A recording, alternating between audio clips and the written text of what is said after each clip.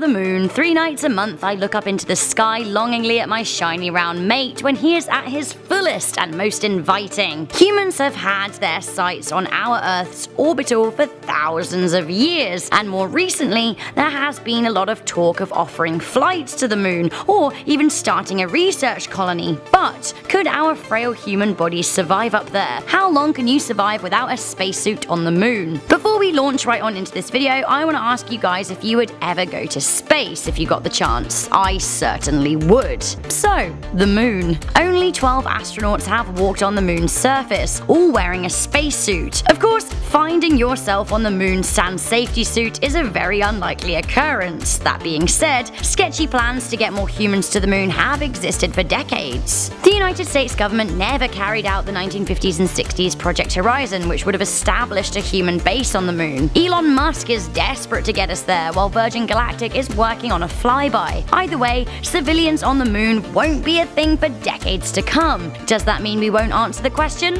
Of course not. Let's, for the purpose of this video, imagine that we are out there on the moon and oof, our spacesuit is suddenly gone. On the last moon outing in the 1970s, pressurized spacesuits weighed 300 pounds, so that's 126 kilos or 21.5 stone. The first thing you would feel without the suit is light. Lighter. So light. Also, gravity is 6 times less strong on the moon, so you'd feel pretty floaty indeed. You could enjoy that for all of a split second before the temperature, brightness, and vacuum got you. The moon orbits the Earth, but doesn't rotate on its axis like Earth, meaning that there is a light side and a dark side of the moon. Temperatures vary, with the top end being 120 degrees Celsius and the low end being minus 228 Celsius, neither of which are great for humans. If you were sans spacesuit on the bright side of the moon, the light would really hurt your eyes. There's no atmosphere on the moon, making it super bright, retina burning bright, so I hope you packed your sunglasses. Not only that, even without the extreme end of the high temperature, without an atmosphere to protect you from the UV rays, your skin would burn very quickly, and you would likely pass out or have a heart attack in response to the searing pain. If you were sans suit on the dark side of the moon, you would stand a slightly better chance. In the near vacuum of space, your body is far slower at losing heat than here on Earth. Now that is because there is no air to conduct heat away from your body. That being said,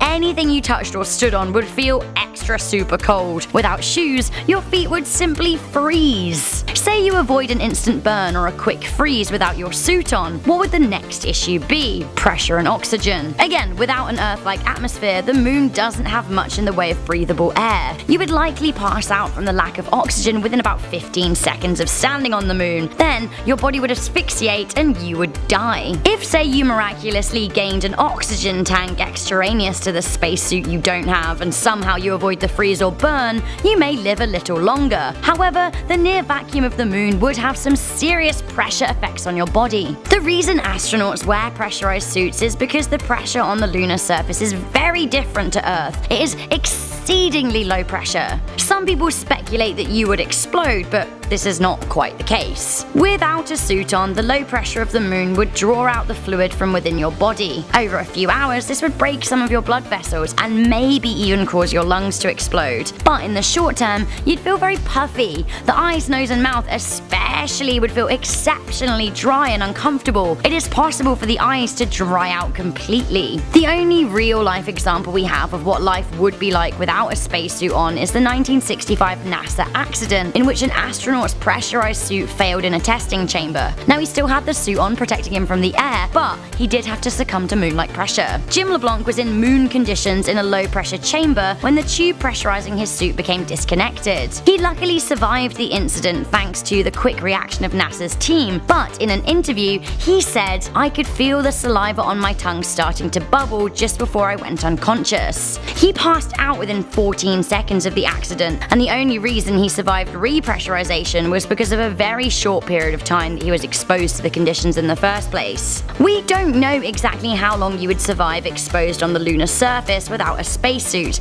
but our guess is you would only have a few minutes, and you would likely pass out from the lack of oxygen and low pressure within seconds. In a worst case scenario, you could roast alive or freeze to death on top of that too, so maybe pack that weighty suit after all. The possibility possibility of war in space is always a hot topic of discussion. As our society becomes more advanced, it seems only natural for warfare to move away from the surface of the Earth and instead to space. In fact, there were some worries that North Korea would detonate a nuclear bomb in space above the United States. Today, Life's Biggest Questions asks, what if we detonated a nuclear bomb in space? The truth is, if a nuclear weapon were detonated in space, it would look a lot different from a detonation on Earth. When nuclear weapons were being tested, primarily by the US and Russia during the Cold War, they were detonated underwater, in the mountains, in Earth's atmosphere, and even in space. During Project Fishbowl, the United States tested nuclear weapons at high altitudes. On July 9, 1962, during the Starfish Prime project, a 1.4 megaton nuclear bomb was detonated 250 miles or 400 kilometers above the surface of Earth. More specifically, above Johnson Island,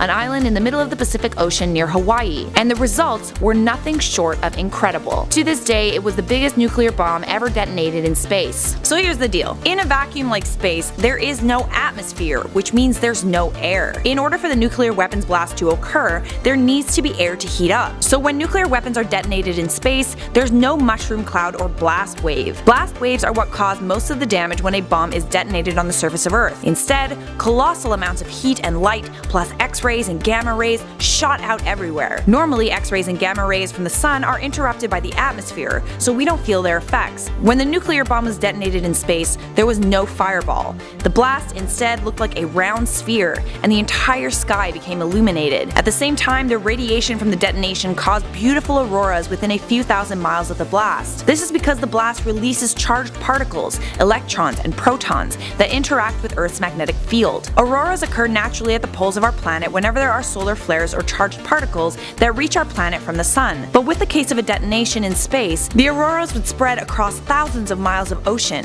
and their reflection in the water would make it a truly incredible sight. And these auroras would be visible for hours, if not days. Unfortunately, although auroras are beautiful, there would be a ton of radiation from the blast mucking about in Earth's atmosphere. These particles will create a small but powerful electromagnetic field, which could actually knock out power grids on the surface of Earth. This is known as an electromagnetic pulse, or EMP. With the case of the Starfish Prime bomb, the detonation blew out power in Hawaii, burglar alarms were set off, streetlights stopped working, navigation systems and radar were useless, and no less than 6 satellites were disabled. And Starfish Prime was in the 60s. This was way before the internet and cell phones. These days we are far more reliant on those things. Furthermore, the nuclear bomb used in Starfish Prime was a baby compared to the 50 megaton hydrogen bombs that currently exist. Starfish Prime had a blast that was equal to 1.4 million tons of TNT, which was 100 times more powerful than the Hiroshima bomb. A 50 megaton nuclear blast in space would be powerful enough to wipe out all the power in Texas. In terms of warfare, detonating a nuclear bomb in space would be a powerful tool for disabling the power of an enemy country. According to a study,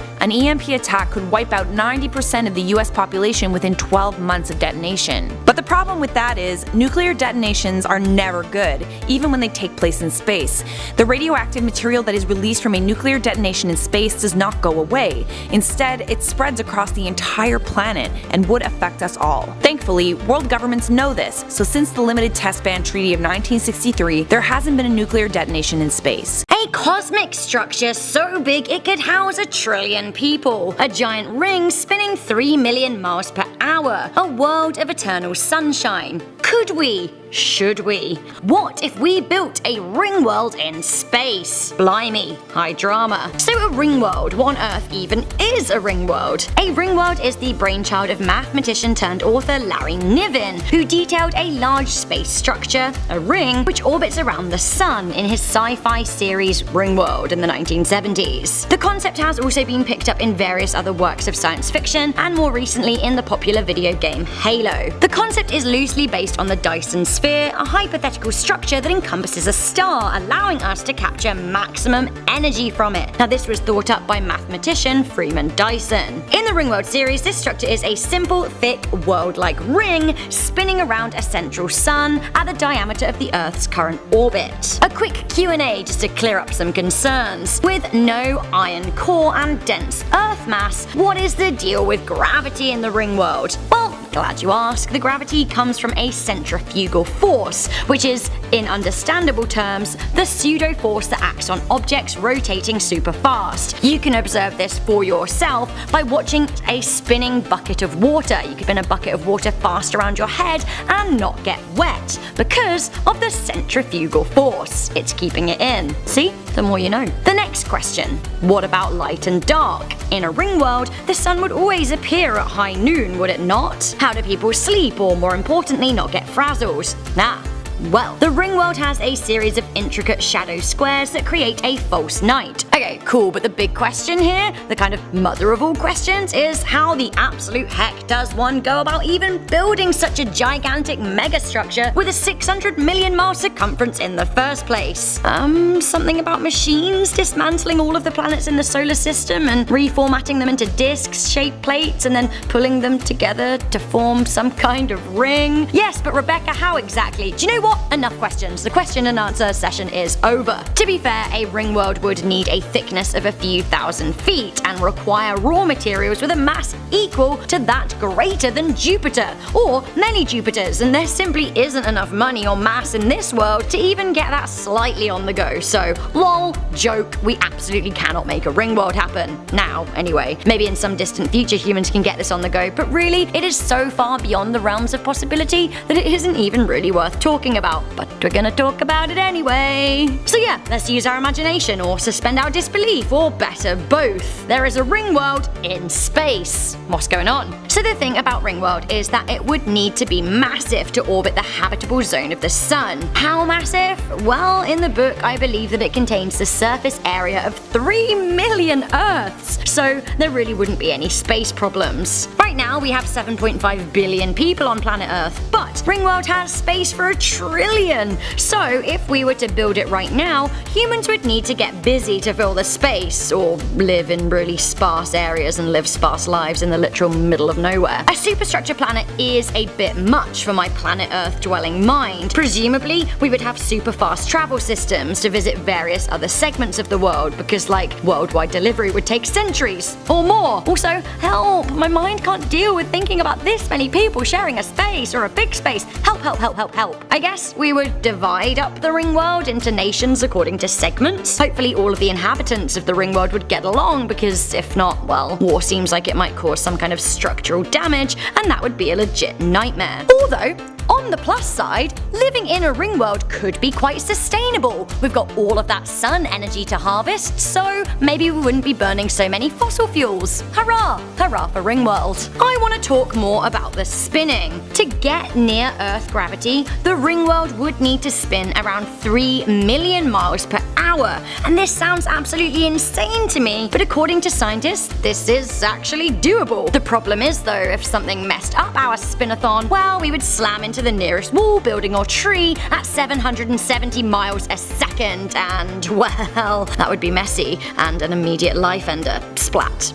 Ugh. Actually, let's try and get this image out of our head by talking about sunshine. I love sunshine. Now it seems that you can get more done in a day on Ringworld because there are 30 hours to each day. Sort of. Kind of. It also takes 7.5 Ringworld days to fully rotate the sun, so a year is like 9 Earth days or something? Again, this makes my little Earth brain kind of hurt. Night is simulated by big sun-blocking shades as discussed, but I have to say if these broke, ho, that would be tragic. We would all fry. We would all die. Rhyme it with me now. The ring Earth would get just too much sun exposure that it would heat up to unlivable climes. Also, blinds? Sure, we need them because the whole die-fry continuum, but I'm not sure that I want to live in a world with no stars at night. Call me romantic. A fake oppressive black? Boo and hiss to that. I love our Earth moon, but the ring world wouldn't be able to hold a moon in its orbit, and to me, that sucks. Although, that really is the least of the problems. Do you know what else would suck?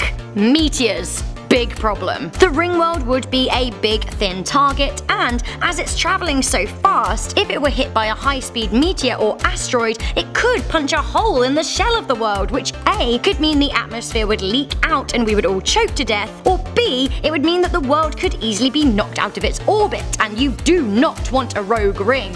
Never. Our mate Larry Niven kind of tried to solve this issue in his book with something about lasers and rockets. It kind of had the ability to fire at asteroids with big guns around the ring, obliterating them before they got up close. But again, how likely is this? Although, again, we are talking about a big ring world, so no problem. Ultimately, building a ring world is beyond the realms of possibility for us. It takes more raw materials than we actually have access to put that way lightly, and more money than is physically spendable on Earth. And also, building one in our own solar system would mean that we would need to deconstruct our own planet to make it part of the ring, which again brings me back to how and why, and maybe even fry and die. So we would need to travel to another solar system to do it, and that again just isn't possible. And even if we did it, the whole structure would be super vulnerable and unstable, and the slightest issue could kill 1 trillion people. So yeah, honestly, Ringworld is off the menu. I'm sorry about it. It is fun to dream though, and perhaps we could create a giant livable space station one day, but locking something into an artificial orbit is messing with the universe in a way that simply wouldn't work. There is a reason that planets are nice, cheeky little dense balls. That's just what works best. Hurrah. Trash, garbage, rubbish, waste. Because of our obsession with consumerism, humans are the only animal that create non-biodegradable waste. Now, with a population of over 7.5 billion, the amount of waste we generate each day is unprecedented. The issue of what to do with our waste is a troubling one. As more and more people consume and then throw away, we are filling the earth with waste as well as polluting our oceans with it. But what if there was an answer to our problem? And what if that answer lay beyond the stratosphere? What if we shot our trash into space? Trash in space. Space junk. Things are going to get messy, but firstly let me explain why we would even,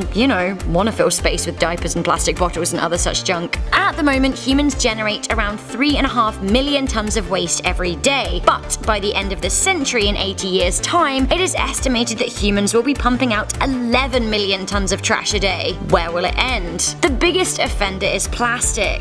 Invented in 1907, to this day 9 billion tons of plastic have been produced, but under 10% has ever been recycled, which means that single-use plastics are ending up both in landfill and in our oceans. On land, landfill is causing space issues, plus burying trash causes both air and water pollution, and even the simple act of transporting trash to landfill sites causes pollution in vehicle emissions. That aside, current trends suggest that by 2050, there'll actually be more plastic in the ocean by weight than real marine life. Not only is it killing our marine life by being there, it's also outnumbering it. So as you can see, waste is a problem. So what would happen if we just straight up jettisoned our trash troves? Would that not solve all of our problems? Well, get ready, because the short answer is no. Listen, catapulting our bin bags into the sun seems like absolute lols, but that isn't really how it works. To remove trash from our planet, we would need to do so via the only current available means of removing something from Earth: a rocket. The only thing is, rockets are premium rate expensive and actually can't really hold that much. Right now, our best available rockets can carry 11 tons of weight at a time. Now, bearing in mind by the end of the century we'll be producing 1 million times that in one day,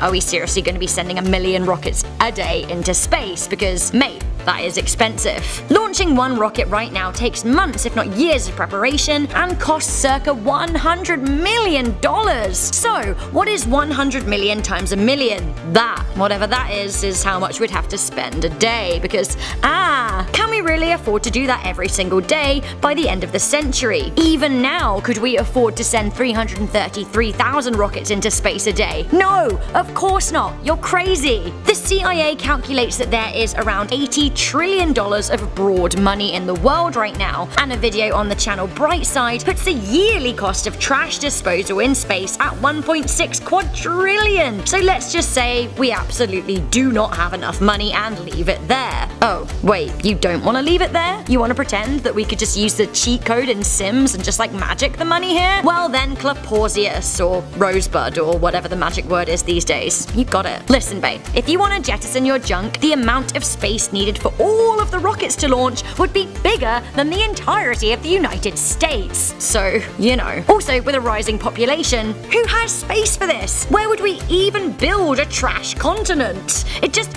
isn't feasible. Also, how would everyone get their trash into one place? Or would there be several trash rocket launch sites across the world? Whatever the setup, it would become the biggest industry and employer in the world too. From the building of a rocket to the launch, can you imagine the people power needed? And would these trash rockets be manned? Because what a job. Some videos out there have asked why we don't dump our trash into the sun, but the answer is we just can't get it there. Our rockets would simply melt. So sure, an unmanned rocket to the sun we could maybe just point and shoot, but then poof, there goes our rocket. Good job, we have loads of money to build new ones. Oh wait, what? So what about a rocket popping up high enough to take the trash off the Earth, but not so high that it becomes unfeasible, she says, whilst imagining something wholly unfeasible in essence. Well, that would create a big problem. You see, we already do have a small amount of trash in space, and it is causing massive issues. A lot of our old satellites are stuck in space and causing havoc to our new satellites. They're straight up breaking them. Also, the International Space Station could get pretty wrecked, which would be a massive step back for research and could even kill the astronauts up there. Do we want blood on our hands? I do not think so. Some of our junk may float away, and that's the ideal outcome, for us anyway. But a lot of it may fall back down to Earth. While a lot would burn up on re-entry, that would release harmful chemicals, and once again, 11 million tons a day. That's a lot of poisonous gas. Plus, some larger chunks would fall back down to Earth, and then you may literally be killed by flaming plastic, which again would be awful, and again would be more blood on our hands. Okay, so the return to sender issue sounds pretty awful.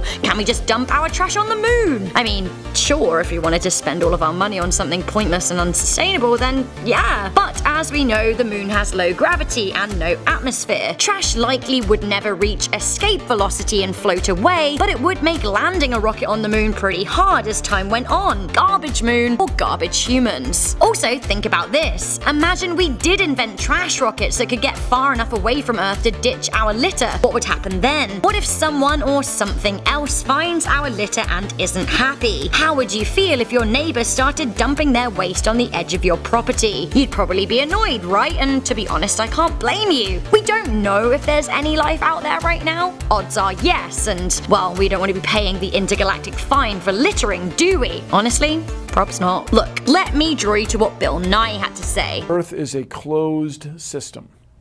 We cannot leave the Earth.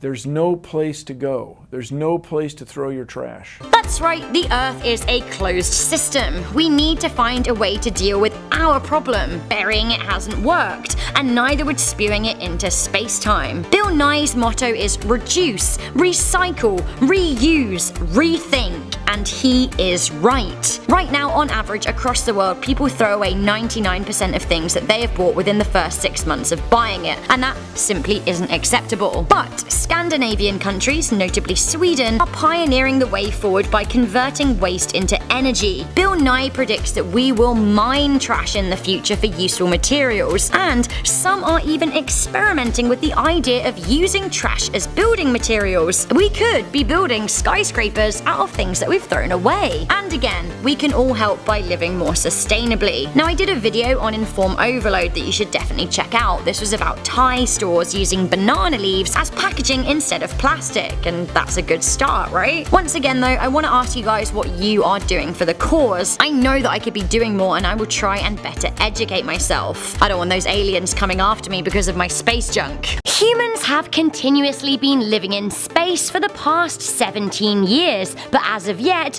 no human has ever been born outside of Earth. What if they were though? What would happen if you were born in space? Before we get started, I just want to let you guys know that we have set up a Patreon, so if you want to support our content creation and get some cool insights into the life at Life's Biggest Questions HQ, then head on over. Link is in the description box. Hurrah! Okay, so space babies. Well, firstly, no pregnant woman has ever been to space, let alone had a child there. So, if you were born in space, space, you would be the first ever space baby. This would pretty much make you and your mother pretty famous, and you would constantly be the answer to trivia questions for the rest of time. In short, the first space baby's name will go down in history, alongside names such as Buzz Aldrin and Neil Armstrong. Among the first few questions would be that of a space baby's citizenship. Children born in aircraft or even international waters already have a tough time establishing their citizenship, let alone space babies. Perhaps the first child born in space will be the first ever citizen of space. The likelihood is that they would be given their parents' citizenship, but if they were born on board the International Space Station, they could lay claim to a European, Canadian, American, Russian, or Japanese passport, being as these are the collection of countries that own the station. So, how would someone even go about having a baby in space? It would be very difficult to conceive a child at zero gravity. Basically, zero gravity makes having sex pretty difficult. That's right, there's not much hanky-panky in space. Even if by some weightless miracle a man did manage to ejaculate in space, fertilization of an egg would be less likely in conditions without gravity. On top of that, even if an egg was fertilized, fluids in the body to the embryo would be interrupted, making it likely that the mother would miscarry. Perhaps the easiest way to produce a space baby is to send a pregnant woman into space, and even then, it would be pretty hard on the mother. Astronauts have to be extremely fit and healthy to be able to travel to space, which would mean any pregnant woman traveling to space would need to be very, very, very fit. Birth is hard enough as it is, but imagine trying to deliver a baby so far away from a hospital. After birth, floating around at zero gravity would be so gross. While no human babies have ever been born in space, there have been some rat space babies. Scientists have twice sent pregnant rats into space to try and determine the effects of a non-Earth environment for newborns. The most recent study took place in 2001 and was easier on the mother than in a Soviet experiment that took place in 1983. However, in both experiments, mothers lost muscle mass and babies suffered from vestibular issues. This means problems with the inner ear fluids. This would likely be the same for human babies born in space. Fluids in the inner ear control balance and movement, and they would behave very differently at zero gravity. If a space-born baby came back to Earth, this would affect them, especially if they'd grown up this way. They would not be able to balance or walk properly. A worrying issue is the levels of radiation in space. Our Earth's atmosphere protects us from these radiation rays, but there is no such luxury in space. Astronauts on the International Space Station are subjected to as much radiation per day as a person on Earth gets in a year. Exposure to this radiation can increase their risk of cancer, eye problems, damage to the heart, and the central nervous system. This risk could be increased in a newly born baby. Longer term, if that baby was left to grow up in space, their body may form differently. Astronauts lose muscle mass in space, which would be the same for a child. Their bones would also be at risk of losing mass too, meaning as they grew, their skeletons may become deformed. They may also experience a puffiness to their body. A space baby's heart wouldn't be as strong as an Earth baby's, as it would not have to work against gravity. This may make the space baby weaker than those on Earth. Also, can you even imagine trying to change a nappy at zero gravity? Like, wee bubbles everywhere. All joking aside, humans as we know them have only ever been born on planet Earth. We are adapted to our environment, and if a child was born outside of that environment, it is likely it would experience a lot of problems. If a baby was born in space, it probably wouldn't do too well on Earth. Who knows though, maybe one day this will be a possibility. Given the right research, care, and attention, we have proven time and time again that pretty much anything is possible. So that is one strange question answered for you. What do you think would happen if a baby was born in space? What if the International Space Station was attacked? With it first being announced in the mid-1980s and the first pieces being sent into orbit in 1998, for decades the International Space Station has circled the Earth as a symbol of humanity's ability to work together and collaborate on the single most expensive constructed object in human history. The result of collaboration between Brazil, Canada, the European Space Agency, Japan, Russia, and the United States, the station is intended to be operational scale until at least the year 2030, and with the possibility of private enterprises or corporations helping support the project after this date, even if no countries themselves decide to continue their funding. However, with so much money being invested into the project, and with so much symbolic meaning attached to the station itself, this does open the station up to the possibility of attack, both from within our planet's atmosphere or beyond it.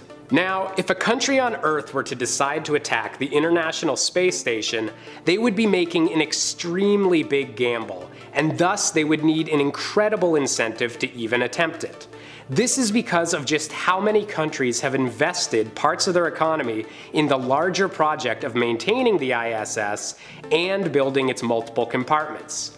The ISS was built by having different countries assemble different compartments or important mechanisms required on board while still on Earth, and then launching those pieces to be added onto the station in space. As an example, Canada rather proudly is the creator behind the Canadarm, a remote control mechanical arm that was used until 2011 to secure cargo and shuttles to the ISS during new missions. This process of continually adding to the International Space Station and continuing to invest in the multiple scientific endeavors that are being attempted in lower Earth orbit continues even today, as Russia is scheduled to install more components on their side of the station by early 2022. Attacking the ISS would be like attacking any other major part of a country's economy, aka something that would be swiftly retaliated against both economically and potentially militarily.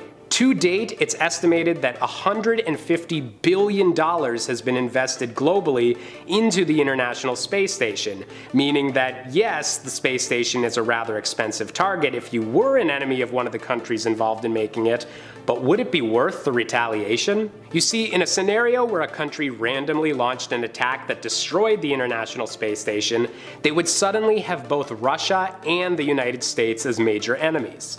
Both of these countries have invested 70+ years into their space programs, and to see the biggest symbol of those achievements blasted into rubble would be more than enough to incite retaliation from two of the biggest militaries on the planet. Meanwhile, taking the ISS out completely doesn't even carry that much strategic value. Destroying it would simply be provoking many of the world's superpowers without any real gain for the attacking country. Even in the extremely unlikely scenario that a rival superpower such as China were to launch an armed mission to actually capture the ISS, again, the benefits would be vastly outweighed by the negatives. It's true that the ISS has no real defenses to speak of to prevent against a rogue shuttle boarding or someone taking its crew hostage, but any violent actions taken by boarders on a small, cramped space station would be extremely dangerous for everyone involved, themselves included. You can't just go waving around a knife or, heaven forbid, a gun in a pressurized space with only a sliver of metal between yourself and a deep void of nothingness. And even if China or a rogue nation were to take hostages on board the space station, there would be no strategic change down on planet Earth, putting the rogue nation in a position where it's negotiating with both the United States and Russia at the same time. Additionally, given the fact that the ISS is mostly split up between a half used by America and its allies and a half mainly still used by Russia, there is the possibility that one group could decide to overthrow the others and gain full control of the station. But again, any combat taking place within the station itself could cause the death of everyone on board, and such a risky maneuver would be carried out for very little gain. Imagine being Joe Biden and expecting a warm response when you tell Putin you took over his half of a space station. The symbolic unity shown by Russia and America working together on the same space station, even in separate wings, is much more vital than breaking that peace for whatever small scientific gains that might bring. Meanwhile, there remains the possibility of an attack occurring on the International Space Station from someone not on Earth, aka an invading alien force. If we were visited by aliens that had some form of hostile intent, it would make sense for them to be interested in what's currently our largest man-made object in orbit, and contains the most living beings, with there usually being an average of 6 or 7 active international crew members on the ISS at any one time. If the aliens were merely curious and cautious about humanity rather than outright aggressive, it would make sense to potentially board the International Space Station and either communicate with the human beings on board or use it as a neutral grounds with which to communicate with the governments on Earth. However, if the aliens' intention coming to Earth was entirely hostile, them taking over the ISS would be the least of our worries. Given the vastness of space and how far we seem to be from other habitable planets, it seems likely that an alien species wouldn't come all the way to Earth just to destroy or invade a relatively tiny outpost in our orbit. If aliens destroyed the ISS, we would need to be ready because their next target would likely be Earth. And with no defenses on the ISS currently, given that space warfare is understandably not the highest priority on humanity's list at the moment, it's likely that all the ISS would be able to accomplish against a full-scale alien invasion would be a slightly quicker warning than the rest of the world. At the end of the day, the destruction or capture of the International Space Station would be a defining moment for humanity, as a symbol that has long been untainted by the usual human problems of war and conflict finally is made dirty by those attacking forces. But whether the attacker is from far beyond the stars or a bit closer to home, we should all strive to maintain the ideals that the International Space Station represents in the first place, working together with our fellow human beings to understand more about this crazy universe we find ourselves in, and doing together what one country alone would be incapable of accomplishing. Even if the entire space station was destroyed and $150 billion worth of scientific equipment is obliterated for petty and violent reasons, I would hope that we as a species would be able to come together once again and build something even better and even greater to show that peace and progress should be something that we all strive toward. Imagine for a second a skyscraper, the tallest skyscraper ever built, that's 100 kilometers tall. You could take an elevator from the ground floor of this skyscraper all the way up to where space begins, to a skybar, where you could look at the Earth below and maybe even be launched into space from there. It would enable the average person to get around the months, years of space training and get to experience the majesty of space. This concept is known as the space elevator, and it's an idea that's more science fiction than anything else at this point. That's mainly because right now, there are no known materials that are strong enough to enable us to build into outer space. But what if that changed?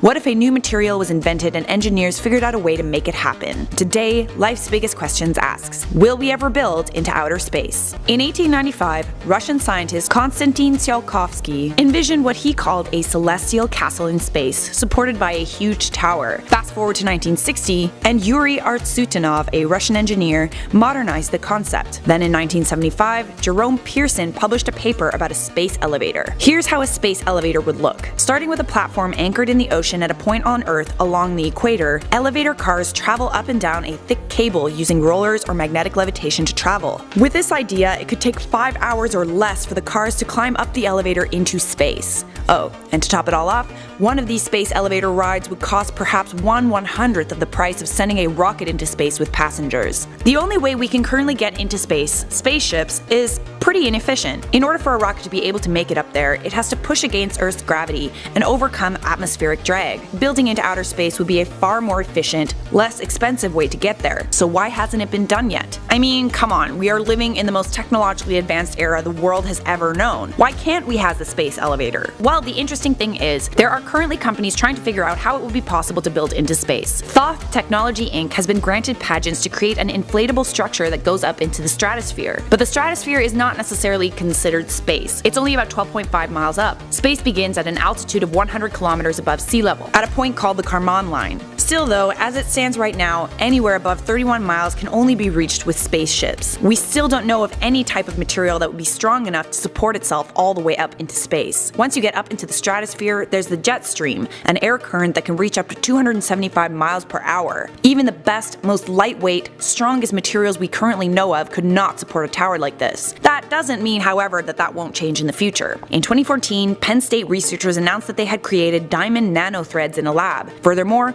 research is being done into the capabilities of carbon nanotube technology, and practically every month there's a new milestone reached in graphene research. Carbon nanotubes are cylindrical tube structures made of carbon molecules that are at least 100 times stronger than steel, and graphene is the strongest material we currently know of. It's made of a single layer of carbon atoms, and it's 200 times stronger than steel, yet it's lighter than paper, and has extraordinary mechanical and electrical properties. There are visionaries who are working tirelessly on the concept of a space elevator, like Bradley Edwards, an astrophysicist who's been working on it since 1998, Michael Lane, founder of Liftport, a company dedicated to the advancement of carbon nanotube technology. Perhaps in the future, getting to space will no longer be something that only astronauts and trained scientists do. Space could be accessible to everyone, but as it currently stands right now, building into space just isn't possible. How long until it could be, you ask? Well, actually, according to a new study, a space elevator could be built and operational by 2035. A report from the International Academy of Astronautics laid out the concept of a ribbon less than a micrometer across, smaller than a red blood cell,